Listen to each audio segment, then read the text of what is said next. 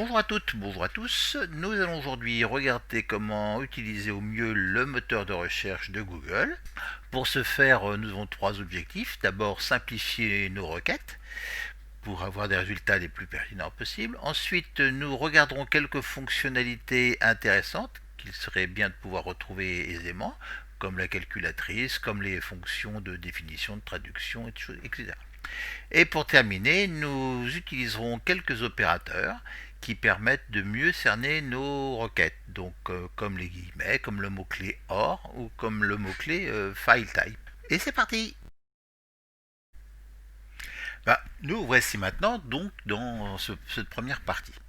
Donc j'ai ici formulé une requête qui n'est pas très à droite, parce que dans une requête, il n'est pas utile de mettre des formules de politesse qui n'aideront en rien. Dans votre requête, il faut formuler la phrase de telle façon à ce que la réponse la plus probable puisse s'afficher dans votre cadre. Donc l'expression s'il vous plaît et comme donnez-moi ne présente aucun intérêt. Alors on peut maintenant aussi déterminer que la ponctuation à la virgule qui avait n'a aucun intérêt, que les lettres soient en majuscule ou en minuscule, n'importe pas. Donc je tape maintenant recette, la recette des crêpes Suzette. Les mots, les articles n'ont pas d'intérêt. Je peux donc ne garder que recette crêpes Suzette. Et vous voyez que la réponse apparaît ici. Alors en l'occurrence, que je tape crêpes au singulier ou au pluriel n'amène pas grande variation. Vous voyez que quand je le mets au singulier, dans les propositions, j'ai le pluriel qui est proposé, alors que lorsque je l'avais tapé avec le pluriel, il ne restait que le pluriel possible.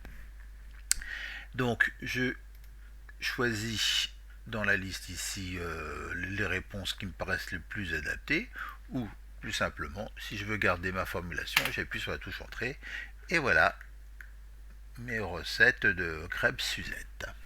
Nous avons vu qu'il était essentiel de faire des formulations simples pour nos requêtes.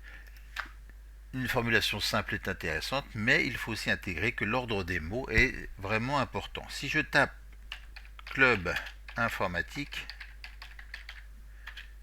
CIG, vous voyez que dans les réponses qui me sont données, la réponse, celle de Gassendi, n'apparaît pas.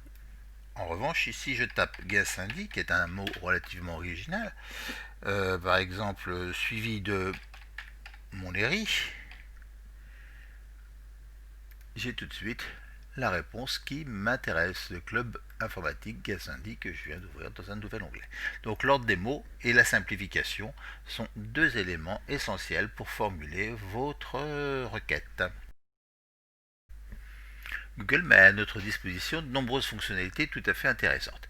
Je peux par exemple taper dans ma fenêtre de moteur de recherche météo Lina, suivi de la touche entrée, et j'ai immédiatement les prévisions météo pour les heures à venir. De la même façon, si je tape les mots carte suivi du nom de la ville, en l'occurrence Lardy, petite ville du Sud-Essonne, j'ai aussi une carte de Lardy qui est immédiatement accessible. Toujours dans les fonctionnalités intéressantes, si je tape ici par exemple la addition 2 plus 3, suivi de la touche entrée, j'ai accès à une calculatrice relativement sophistiquée. Et c'est pas tout. Si je tape par exemple 2,5 pouces en centimètres, suivi de la touche entrée, j'accède à un convertisseur qui va me permettre de connaître que mes 2,5 pouces font 6,5 cm, mais je peux varier ici les unités en jouant sur les unités de masse, vous voyez.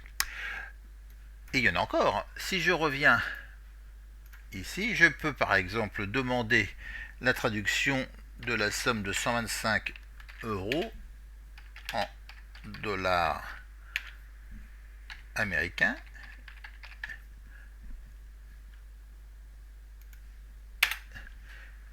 Et j'ai ici effectivement le système de conversion monétaire. Donc j'ai à l'équivalent, vous voyez, la possibilité de faire varier les unités d'entrée et les unités de sortie. Je pourrais aussi formuler des questions en langage naturel sur la vitesse de la lumière, des choses comme ça. Mais pour ne pas être trop long, je préférerais mettre en évidence une fonction tout à fait intéressante qui est celle de définir un terme. Il suffit d'écrire define en anglais, suivi de deux points et du mot, par exemple URL. J'envoie la touche, j'appuie sur la touche entrée et j'ai effectivement une comment dire, le sens de ce que c'est qu'une URL. Dans cette même filière, je peux aussi avoir une traduction d'un mot. Imaginez que je tape traduction deux points et je mets par exemple le terme sweat. Toujours appuie sur la touche entrée, j'ai une traduction de ce mot sweat qui est transpiration. Très intéressant, je peux avoir le son. Sweat. Sweat. Donc ça me permet aussi de travailler ma prononciation. Donc j'ai bien la définition et j'ai aussi la prononciation.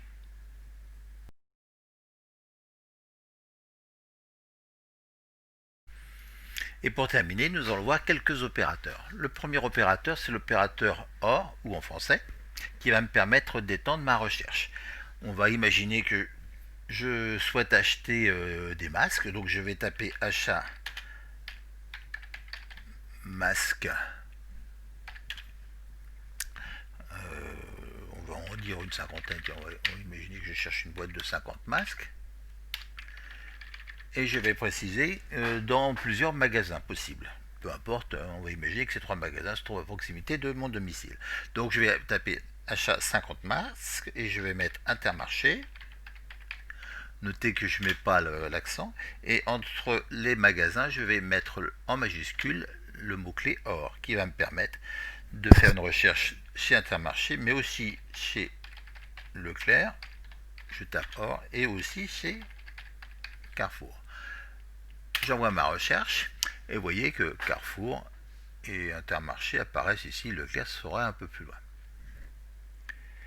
On peut imaginer que comme c'est un achat que je veux faire, il soit important d'intégrer la date.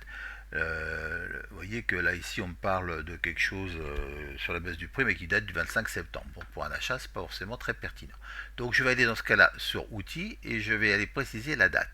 Et je vais préciser une date où le site a été mis à jour depuis moins d'un mois.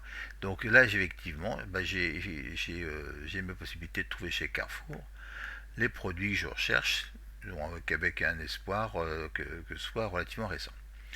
Leclerc aussi, elle me permet d'être accessible. Alors, après avoir vu l'opérateur OR et la possibilité de filtrer par date, nous allons voir un opérateur tout à fait intéressant qui est l'opérateur moins. Je cherche par exemple une vidéo sur la ville de Montlhéry, mais qui ne traite pas du circuit. Alors Montlhéry, j'ai oublié le T, donc vous voyez que malgré cela, il trouvait quand même des réponses. Donc je vais taper Montlhéry moins circuit, moins automobile. Je pourrais mettre moins autodrome, mais j'envoie ma recherche par la touche entrée et là je filtre en disant que ce sont des vidéos seulement qui m'intéressent. Vous voyez que j'ai tout un tas de réponses, tout un tas de vidéos, mais on ne me parle pas dans les premiers choix de l'INAS circuit automobile ou de circuit. Si je retire les termes circuit automobile et que je renvoie sur Montlhéry, vous voyez que là j'ai tout de suite beaucoup de réponses qui sont orientées sur le circuit de Montlhéry, l'autodrome. Je reviens à mon début et nous terminerons en voyant la possibilité de limiter à un type de fichier notre recherche. Je recherche le manuel de ma voiture, le manuel de l'utilisateur. Je vais taper donc le nom de la voiture et son modèle. Et je veux que cette réponse me donne uniquement des fichiers PDF que je pourrais télécharger et lire tranquillement. Donc pour filtrer le type de document, il me suffit de taper File Type, suivi de deux points, donc File Type, type de fichier, et je vais préciser PDF. Je ne mets pas d'espace entre file type, les deux petits points et les deux petits points PDF, et j'envoie ma recherche. Et là, dans ma recherche, je n'ai que des propositions, mais de fichiers PDF, comme vous pouvez le voir. Donc fichier PDF que je pourrais facilement avoir sur mon ordinateur, imprimer et conserver sur plusieurs supports. Il nous reste maintenant à découvrir quelques fonctionnalités sur les images. Et pour terminer, nous allons faire un petit exercice assez sympathique si on a le sens de l'humour. Donc je suis dans Google et je vais spécifier que c'est d'images que je veux que l'on parle. Je vais donc prendre une image que je vais déposer ici et le système va comparer cette image. Il ne trouve pas d'image déjà présente. Il va comparer l'image de cette tête-là aux têtes qu'il a en réserve. Voilà, pas forcément quelque chose de flatteur. À vous de prendre le risque si vous